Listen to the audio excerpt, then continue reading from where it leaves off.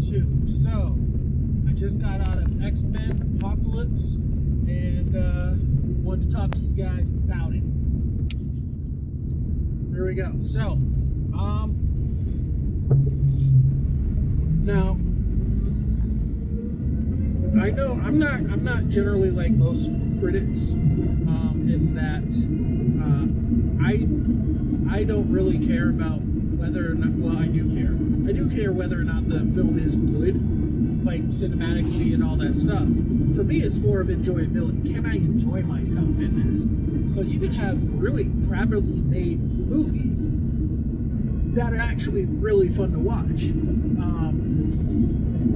then you can have like big budget movies or very well made movies that have really no substance at all. So I'm more of I do more like in the middle, like between enjoyability and like how the movie was made. So let's get to it. So overall, I liked it for what it was. I did enjoy myself. There were a lot of cool things that were like kind of throwbacks to the original movies. Such as there's a line at the end that I really love, and it's not a spoiler. By the way, this review is going to have spoilers in it.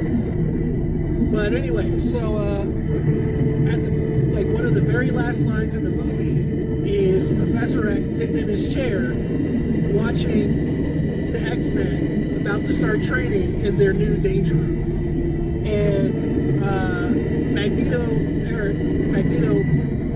asks him about something about what he's gonna do if like somebody tries to invade the mansion. And James McAvoy says that awesome line, "I pity the poor soul who comes to this house looking for trouble," and which is awesome. If you remember, Patrick Stewart said that in the very first X-Men, which is awesome. So that was actually a pretty awesome throwback. What else? I was pretty surprised that I liked Sophie Turner as Jean Grey. She actually did a great job. I'm just gonna say this. I like the cast. The cast did a pretty great job doing what they were doing. I feel like everybody was pretty great across the board. And one of the cool things was that they kind of got rid of the whole Days of Future Past thing by. Oh yeah, by the way, they completely redid Weapon X, which was awesome. They fixed Weapon X from both the first X-Men and, the first X-Men wasn't too bad, but they fixed it from X-Men Origins. So, and it was actually a pretty cool, that scene was actually pretty cool.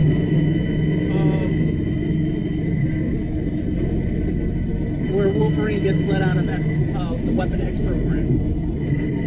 So anyway, because he's in Weapon X, they messed with his mind. He forgot everything. Because if you remember at the end of Days of Future Past, Wolverine would have remembered everything. So they actually changed it. Because he was in Weapon X, he lost all his memories again. And but let's see. My favorite part of this movie, I would have to say my favorite part of this movie were the Quicksilver scenes.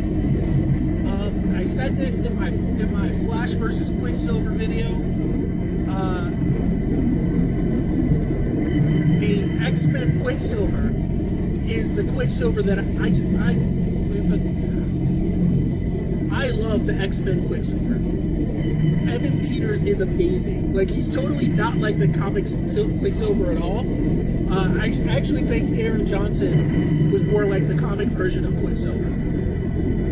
But Evan Peters has totally made this thing his own. He's such an awesome Quicksilver. This, out of any iteration of Quicksilver, this is my the X-Men one. The X-Men one is my favorite. And I've seen the old X-Men cartoon. I've seen X-Men Evolution. I've seen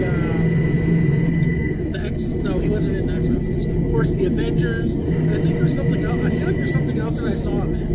But out of all of those, the X-Men Quicksilver is by far my favorite. He's just fantastic. My only problem with him, though, is that they make him look faster than he really is. But I mean, this is X-Men, so I'll give him that.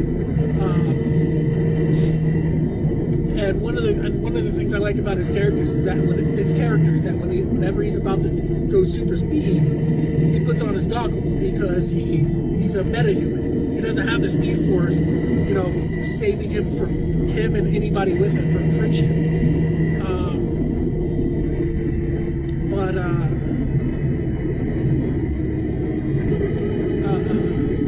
But yeah, that's my only problem. It's a very minor thing because I thought they did that in the first X-Men, or not the first X-Men, in Days of Future Past. When I saw him moving, I'm like, I don't think he's really that fast. And then in this one, they confirmed it. He's definitely not as fast as he is. The real Quicksilver is definitely not as fast as he is in this movie, or in these movies. Because the fact that he was able to save dozens of kids and dozens of people from an explosion while it's happening, Quicksilver cannot do that. The Flash can, but Quicksilver can. Regardless, it's fun to watch. I love seeing Quicksilver do his thing. He's fantastic at it. I love Evan Peters in this one. Let's see, anything else?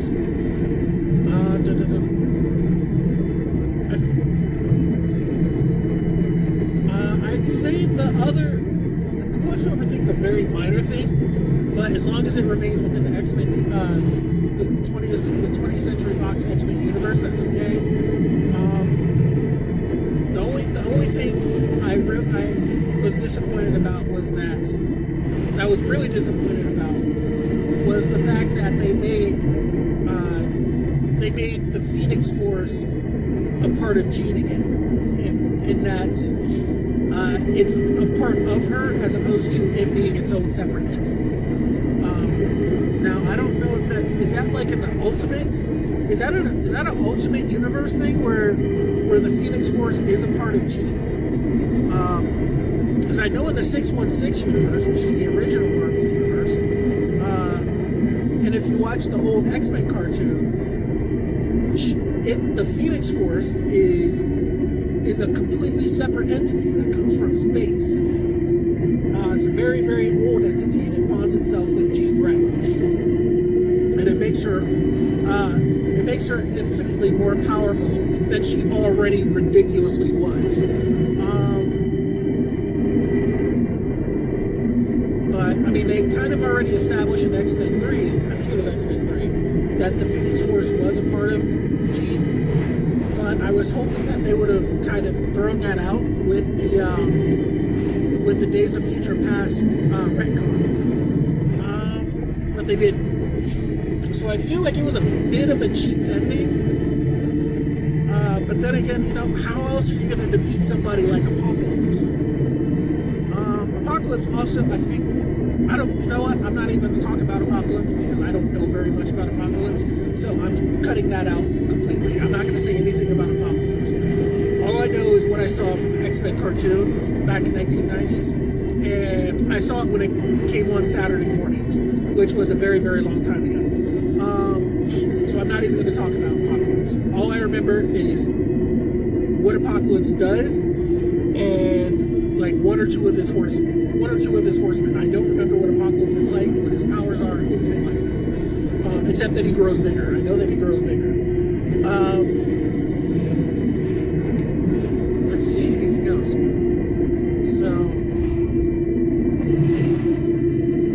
So when they first did that at the beginning, because when they first hinted at it, at Jean Grey, going back to Jean Grey. When they first hinted at Jean Grey, I was wondering, because she had that nightmare about the Phoenix, involving the Phoenix Force, and she was, and it made it, and it really, the way it was worded, it was so vague that it really could have been, she really could have been talking about something completely different, like a completely separate entity, but the end confirmed it. So it was like, oh man, I was disappointed. I was hoping she was sensing it from space or something, because Jean is the most powerful telepath in the world, or in the Marvel universe, if I remember correctly. Yeah, so yeah, Jean is the most powerful. I believe she's the most powerful telepath. She's definitely more powerful than Professor X. That's for sure. Let me think. What else? Oh yeah, that was another issue I had. So there was also another issue I had. Very, very tiny issue I had, which was Psylocke. No, it had nothing to do with Olivia Munn. I'm not really an Olivia Munn fan, but I did like her in this role. Once again, she did a good job. The other role where I really liked her, even though I'm not her fan, was The Newsroom. So if there's that clip that's circling the internet talking about America's not the greatest country in the world. That's the opening segment of the very first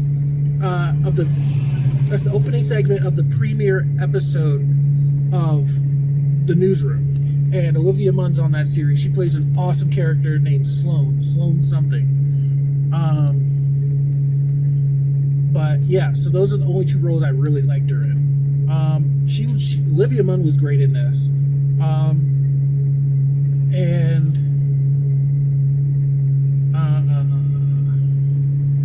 However, that's right. That's what I was talking about. My only issue was that Psylocke is a telepath.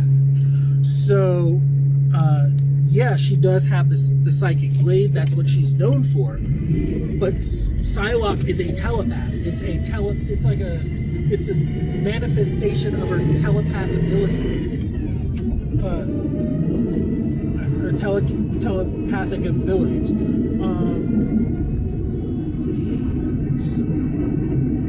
So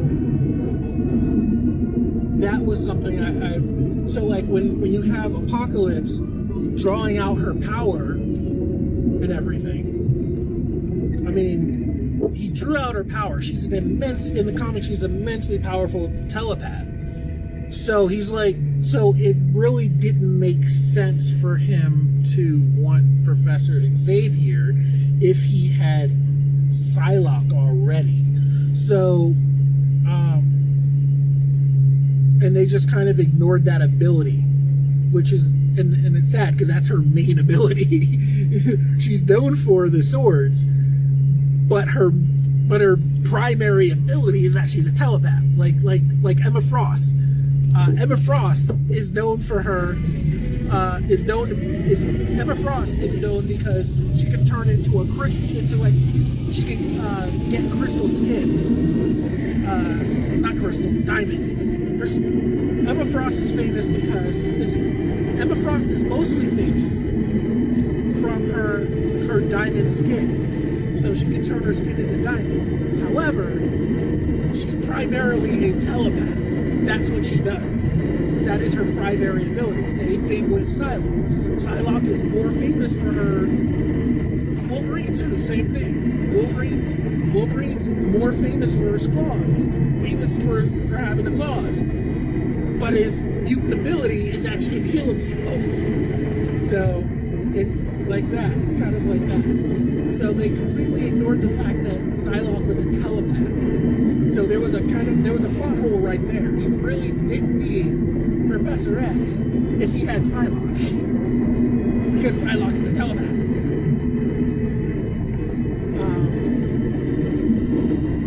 Let me think, anything else? I love Storm. chick who played Storm was amazing. And I love that they kept the Mohawk look. The Mohawk look from the 80s, oh my god, that was awesome. That was absolutely awesome. And the chick rocked it too. So one thing I really, really liked about this Storm, no, excuse me, there were two things that I really loved about this Storm, which was that they kept her history of her being a petty thief. So if you don't know X-Men very well, in her youth, Storm was a petty thief in the streets of some African city. I forget which one it was. But Storm was a petty thief. She would go around just like she did in the movie, in this movie, like stealing stuff. She would always steal stuff like Aladdin, like in Disney's Aladdin. And the other thing that I really liked about her was that she had an African accent. Love that. I absolutely love that. Because if you ever watch any other iteration of Storm, and I mean any other iteration of Storm, she doesn't have an African accent. She talks like a stereotypical Native American with an American accent. Which is like she uses very fancy words and they're kind of stiff.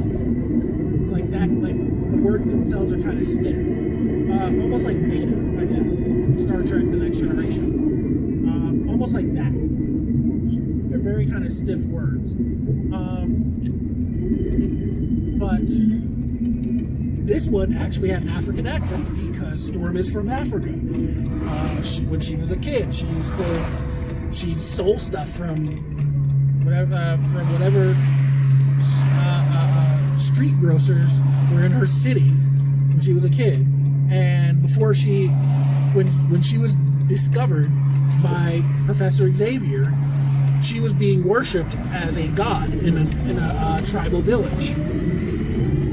Or not a goddess. She was being worshipped as a nature goddess by a tribe by some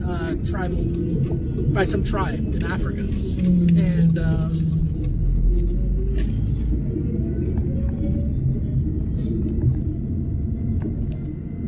so that's something I definitely appreciated. That was actually pretty awesome. Good work on that. And we think anything else?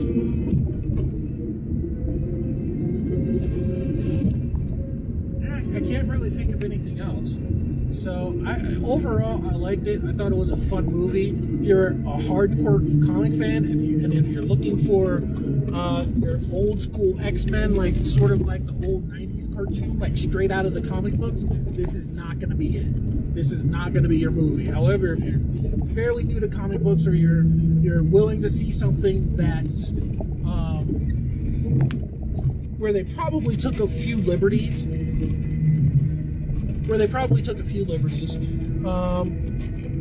You'd enjoy this. Or if you're new to comics or anything like that, if you just want to learn what these characters are all about, this will be your movie. This is, and you don't really have to have seen Days of Future Past. It's very heavy on the Days of Future Past stuff. Well, not very heavy, but it's heavy on Days of Future Past because all the mutants love Mystique, and because of what she did, because of her role in Days of Future Past.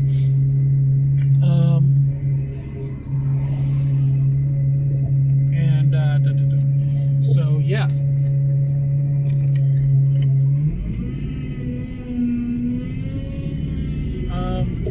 So all the mutants see her as a hero, even though she doesn't. She's like, no, I'm not really a hero. I'm just a person. Don't try to be like me, etc., etc., etc. Yeah, so I had a good time watching it. It was pretty cool. It has its major plot holes, I pointed out. There's a couple of major plot holes. But yeah. Yeah, like they never really, I don't know, yeah. Alright, yeah. So I'm not really going to say much else about it, but yeah, if you're open to new interpretations, go ahead and see it. If you want everything straight out of the comic book, don't see it. This is not going to be able. So until next time, I will see you guys around. Peace out.